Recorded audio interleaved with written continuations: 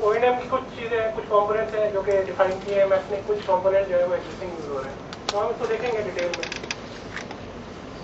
ये आपके रेफरेंस के लिए मैथ 6 जो है वो स्टैंडर्ड सर्विसेज है जो कि उन्होंने डिफाइन किया। डिफरेंट स्पेसिफिकेशन है मैथ 6, वो स्पेसिफिकेशन है फेज 1 में जो उन्होंने डिफाइन की थी, EPL, EVPL, E-line, E-line, ठीक है। इसके बाद मैथ 10.1 के अंदर फेज 2 सर्विसेज है जो कि उन्होंने डिफाइन की थी। इसके अंदर यूनी 2 का कॉन्सेप्ट आया था, ये यूनी 1 बन गया था, ये यूनी 2 था, उसके अंदर कुछ एडिशनल एनहांसमेंट उन्होंने की थी। डिफरेंट स्टैंडर्ड्स है, मैथ की साइट पे जाएंगे तो ये आपको नजर आ जाएंगे। ये सब इन स्टैंडर्ड्स का मतलब ये है कि जी आप सर्विस प्रोवाइडर जो सर्विसेज इथरनेट की ऑफर करें वो इनसे कंफर्म करें स्टैंडर्ड को, ताकि interoperability between different service provider and different vendors जो है वो एग्जिस्ट कर सके, और उसके एट्रीब्यूट्स सर्विस की कैरेक्टरिस्टिक ऐसी हो जो कि वो 5 कैरेक्टरिस्टिक्स को मैच कर सके, ताकि वो एज ए कैरियर इथरनेट की सर्विस के तौर पर ऑफर करें। डिफरेंट बॉडीज है, नॉट जस्ट मैथ, IEEE की बॉडीज है, उनके डिफरेंट स्टैंडर्ड्स हैं जो कि हम यूज करते हैं। फॉर एग्जांपल ONM की जो बात हो रही थी, मैनेजमेंट की बात हो रही थी, उसमें 802.38 और 802.180 ये 2 बहुत इंपॉर्टेंट स्टैंडर्ड्स हैं जिनको के यूज किया जा रहा है, ठीक है। जैसे LMI होता था उसी तरह यहाँ पर इथरनेट LMI है। रेगुलर में LMI होता था, VC का स्टेटस अप डाउन, राइट। इसी तरह इथरनेट के ऊपर ELMI है जो कि मैथ ने डिफाइन किया है स्टैंडर्ड ONM को एनहांस करने के लिए, उसको हम देखेंगे किस तरीके से काम कर रहा है। ITUT के ऑब्वियसली बहुत सारे स्टैंडर्ड्स हैं रेजिलियंसी से मुतालिक, और वो स्टैंडर्ड जो है वो ऑब्वियसली कॉम्प्लीमेंट करते हैं आपकी सर्विस को ट्रांसफॉर्म करने के लिए, डिफरेंट है रेफरेंस के तौर पे है आपके लिए। इसको कैरियर इथरनेट का आर्किटेक्चर क्या है, ठीक है। तो ये एक हाई लेवल आर्किटेक्चर है जो कि सिस्को प्रपोज करता है सर्विस प्रोवाइडर्स को, ठीक है। आपका ये MPLS नेटवर्क है, MPLS नेटवर्क पूरे पाकिस्तान में स्प्रेड है आपका, ठीक है। हर सिटी में उसका एक पॉप है। ये कैरियर इथरनेट का एग्रीगेशन नेटवर्क है, ठीक है। एग्रीगेशन नेटवर्क है फॉर एग्जांपल इस्लामाबाद में मेरा एक MPLS का पॉप है, मैंने एक एग्रीगेशन नेटवर्क लगाया और वो एग्रीगेशन नेटवर्क इस्लामाबाद में एग्जिस्ट करता है, ठीक है। तो ये एग्रीगेशन नेटवर्क है, और एग्रीगेशन नेटवर्क के आगे एक एक्सेस नेटवर्क है जो कि एक्चुअली एग्रीगेशन को कनेक्ट कर रहा है, जो कि एग्रीगेशन को कनेक्ट करता है एक्सेस नेटवर्क, और जो कस्टमर का जो CPE है वो एक्सेस नेटवर्क के स्विच पे नॉर्मली आ रहा होता है, ठीक है। तो आपने एक एग्रीगेशन नेटवर्क लगाया, उसके आगे एक एक्सेस रिंग लगाया, ठीक है। एक्सेस रिंग जो है टिपिकली एक मल्टी टैलेंट बिल्डिंग के अंदर एक एक्सेस स्विच है, छोटा सा 1 RU टाइप का एक छोटा सा स्विच है, जिसमें 20-25 इंटरफेस है कॉपर के, और वो एक यूनिक इंटरफेस आपको प्रोवाइड कर रहा है इस कस्टमर को भी आपको चाहिए, ठीक है। तो ये एक हायरार्की है, ये एक स्टैंडर्ड है। ये एक्सेस रिंग जो इस कैरियर इथरनेट का आर्किटेक्चर है सिस्को का वर्जन 4.5, इसमें ये लेयर 2 का एक डोमेन है, ठीक है। ये लेयर 2 का डोमेन है, और ये जो है उस आर्किटेक्चर में ये MPLS है, ठीक है। तो जो भी लेयर 2 की इंफॉर्मेशन यहाँ पर आएगी, इसको MPLS में इनकैप्सुलेट करके इसको फॉरवर्ड कर देगा MPLS नेटवर्क पे, और अगर फॉरेन के ऊपर उसने कहीं दूसरी सिटी में जाना है, लाहौर जाना है, ठीक है, तो वो MPLS से उसको हैंड ऑफ होगा और इवेंचुअली वहाँ पर एक्सेसिंग हो, जिस पे वो लेयर 2 पे उसको डिले कर देगा, ठीक है। इस तरह आप एंड टू एंड जो है सर्विसेज ऑफर कर सकते हैं यूजिंग कैरियर इथरनेट। अच्छा, ये ओके, ये एक इसकी सिंप्लीफाइड फॉर्म है जो मैंने आर्किटेक्चर दिखाया।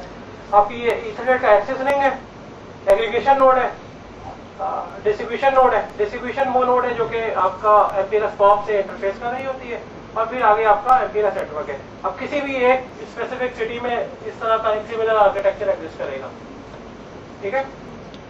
इन दोनों को हमने लाइन से जोड़ दिया, बट उसकी टोपोलॉजी जो है वो कोई भी हो सकती है, ठीक है। वो डिपेंड करेगा कि जी आपकी रिक्वायरमेंट क्या है, फाइबर का इंफ्रास्ट्रक्चर किस तरह का अवेलेबल है, राइट। तो वो टोपोलॉजी रेलेवेंट नहीं है, इसमें कोई भी टोपोलॉजी है जो कि एग्जिस्ट कर सकती है। और since we are doing MPLS over here, तो टोपोलॉजी से रेलेवेंस भी इसकी ज़्यादा नहीं है। जो रेलेवेंस बनती है वो कन्वर्जन से रेलेवेंस बनती है, ठीक है। कन्वर्जन से रेलेवेंस कैसे बनती है कि जी अगर मैं FRR चला रहा हूँ, मेरा कोई टोपोलॉजी डाउन होगी, कोई लिंक में चेंज आएगा, FRR उसको प्रोटेक्ट करेगा, विद इन 50 मिलीसेकंड आपको स्विच ओवर हो जाएगा, ठीक है। स्केलेबिलिटी से रेलेवेंस है उसकी। मैंने यूजर्स के बैक एड्रेसेस सिर्फ यहाँ पर कैरी करने, मैं एक्सेस रिंग से बाहर यूजर के मैक एड्रेसेस नहीं लेके जाना चाहता, ठीक है। तो मैक की जो स्विचेस की लिमिटेशन होती है वो खत्म हो जाती है, तो स्केलेबिलिटी उस कॉन्टेक्स्ट में आपको मिल रही है, ठीक है। ये वो सर्विसेज है जो कि आप यूज कर सकते हैं। ये इस आर्किटेक्चर में हमने डिफाइन है कि जी आपने ई लाइन या ई लैन या लेयर 3 VPN ये MPLS की सर्विस है, ठीक है। इन सर्विसेज को कैसे एक्सटेंड करना है कस्टमर प्रेमिसेस से और उसको फार्म के ऊपर लेकर जाना है, ठीक है।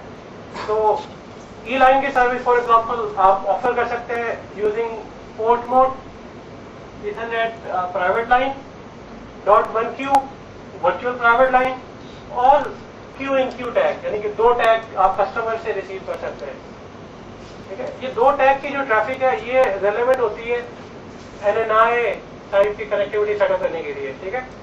मैं किसी दूसरे इथरनेट के सर्विस प्रोवाइडर को अपनी सर्विस, अपना ट्रांसपोर्ट नेटवर्क ऑफर कर रहा हूँ कि वो मेरे ट्रांसपोर्ट को यूज करके अपनी सर्विसेज ऑफर कर सके, ठीक है।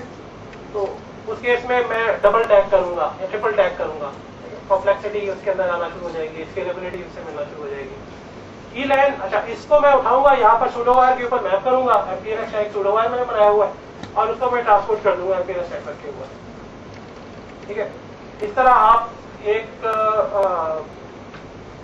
इथरनेट लाइन को उसकी रीच को एक्सटेंड कर सकते हैं थ्रू योर MPLS नेटवर्क। ई लैन के साथ भी मैं ऐसे ही करूंगा, बट जो फर्क होगा उसको मैं यहाँ पर VPLS के थ्रू एक्सटेंड करूंगा, ठीक है। MPLS की जो VPLS की सर्विस है वो आपको multi point two multi point या एनी टू एनी कनेक्टिविटी दे देती है, ठीक है। ये ज्यादा हो रहा है, ज्यादा हो रहा है, ठीक है। तो मैं इसको स्किप कर देता हूँ, मेरे ख्याल में ये थोड़ी कंफ्यूज है। ONM के ऊपर आ जाते हैं जो कि मेरे ख्याल में शायद आप ज्यादा उसको कर सकेंगे।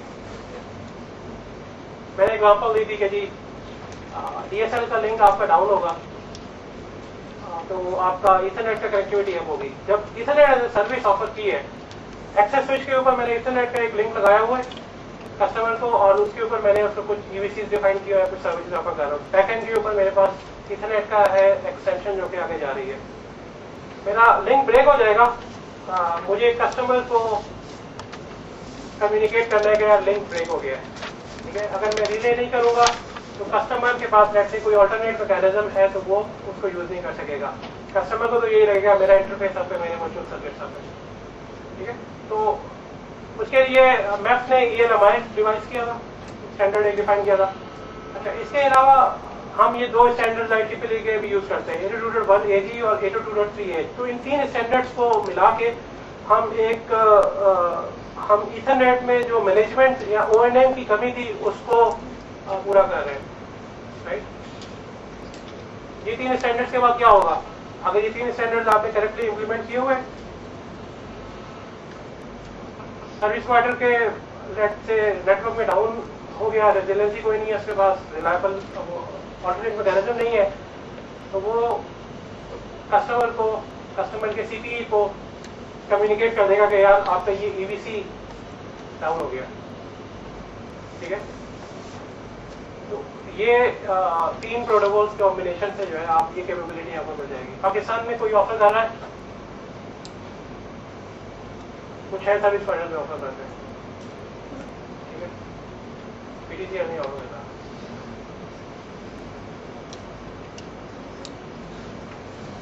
ओके, तो ये 3 प्रोटोकॉल्स कहाँ पर यूज हो रहे हैं। ये स्टैंडर्ड आपका नेटवर्क है, यूनी है, CE है। अच्छा, ये PE है क्योंकि मैं लेट से अज्यूम कर रहा हूँ कि यहाँ से मैं MPLS पे ट्रांसपोर्ट कर रहा हूँ, बट रिगार्डलेस जो 802.3H है वो लिंक के ऊपर काम कर रहा होता है, ठीक है। हर लिंक के ऊपर वो काम कर रहा होता है और उसकी रिस्पॉन्सिबिलिटी होती है कि जी अगर वो लिंक डाउन हो तो वो बैकएंड के ऊपर NMS को रिले कर देगा जी लिंक डाउन हो गया, ठीक है। 802.1AG जो है इसको कहते हैं कनेक्टिविटी फॉल्ट मैनेजमेंट, ठीक है। ये एंड टू एंड कम्युनिकेट कर रहा होता है, कनेक्टिविटी के मैसेजेस एक्सचेंज कर रहा होता है, ठीक है। इस यूनी से इस यूनी पे क्वेश्चन। ठीक है। तो अगर एंड टू एंड उसको कनेक्टिविटी का फेलियर मिलता है तो वो एलएमएस को बता सकता है कि यार ये कनेक्टिविटी इस ईवीसी की डाउन हो गई है। ठीक है। ईएलएमआई यूनी के ऊपर चल रहा है बिटवीन सी एंड पी। ठीक है, वो एक्सचेंजेस कर रहा होता है, इंफॉर्मेशन एक्सचेंज कर रहा होता है सिर्फ इसके ऊपर। तो ये 3 स्टैंडर्ड हैं जो कि इस तरह ऑपरेट कर रहे हैं। इसका फायदा क्या होता है, अगर इसको एक बड़े पिक्चर में देखें तो ये आपका एक मल्टी टेनेंट बिल्डिंग है। यहाँ पर आपका एक छोटा सा स्विच लगा हुआ है, एक्सेस स्विच, कॉपर का इंटरफेस है जो कि ये सीपी या 3 कस्टमर्स हैं यहाँ पर जिनको उन्होंने एक्सटेंड किया हुआ है। हर कस्टमर के साथ ये ईएलएमआई चल रहा है, ईएलएमआई चल रहा है, ईएलएमआई चल रहा है। ये ईएलएमआई कस्टमर को बता रहा है कि जी आपका ईवीसी अप है या डाउन है, आपकी सर्विस अप है या डाउन है, राइट। 803H इस लिंक के ऊपर चल रहा है, 803H इस लिंक के ऊपर चल रहा है, इस लिंक के ऊपर 803H चल रहा है, इस लिंक के ऊपर 803H चल रहा है। ठीक है। इथरनेट का अगर मैं एक्सटेंड कर रहा हूँ और कहीं पे एक ब्रेक होता है तो जो कनेक्टिविटी फॉल्ट मैनेजमेंट है जो यहाँ से तक चल रहा है 802.1AG, उसको तो नजर आएगा कि जी मेरा डाउन हो गया। ठीक है। लेकिन सर्विस पार्टनर को कैसे पता चलेगा कि यार स्पेसिफिक कौन सा लिंक ब्रेक हुआ है। ठीक है। उसकी वो डिपेंडेंट होगा 802.3H पे। 802.3H जो है वो एक लिंक के स्पैन पे या एक ग्रुप ऑफ लिंक के स्पैन के ऊपर चल रहा होता है। ठीक है। अगर आप में से किसी ने सोनेट या एसडीएच को स्टडी किया है तो एग्जैक्टली सेम ओएडएम मैकेनिज्म जो है सोनेट के अंदर इंप्लीमेंट होता है। ठीक है। और वो बहुत स्ट्रांग है। अच्छा, सोनेट का इंटरफेस बगैर इन स्टैंडर्ड्स के, इन इक्विवेलेंट स्टैंडर्ड्स के आप बिल्ड नहीं कर सकते हैं। इथरनेट में ये एक एडिशनल कैपेबिलिटी है। ठीक है। तो अगर आप इथरनेट का एक स्विच लेंगे और आप उससे एक्सपेक्ट करेंगे कि वो आपको 802.1AG 802.3H दे देगा, ऐसा नहीं होगा। आपको वो स्विच चाहिए जो कि इन स्टैंडर्ड्स को सपोर्ट करता हो। एडिशनल इंप्लीमेंटेशन है इथरनेट के ऊपर। ठीक है। अच्छा, अब अगेन ITU-T के स्टैंडर्ड्स भी हैं इसमें, मेट्रो के भी स्टैंडर्ड्स हैं और IEEE के भी स्टैंडर्ड्स हैं। डिफरेंट स्टैंडर्ड्स की कॉम्बिनेशन से ये आपको एक रिलायबल ओएडएम सर्विस मिल रही है इंटरनेट की। ओके। नॉट जस्ट ये स्टैंडर्ड्स आपको चाहिए बल्कि इन स्टैंडर्ड्स की इंटरलॉकिंग भी चाहिए। ठीक है। अगर मेरा ये कनेक्टिविटी डाउन हो रही है CFM की, तो CFM should be able to communicate using ELMI कि जी ये वाली सर्किट आपका डाउन हो चुका हुआ है। तो नॉट जस्ट ये इम्प्लीमेंटेशन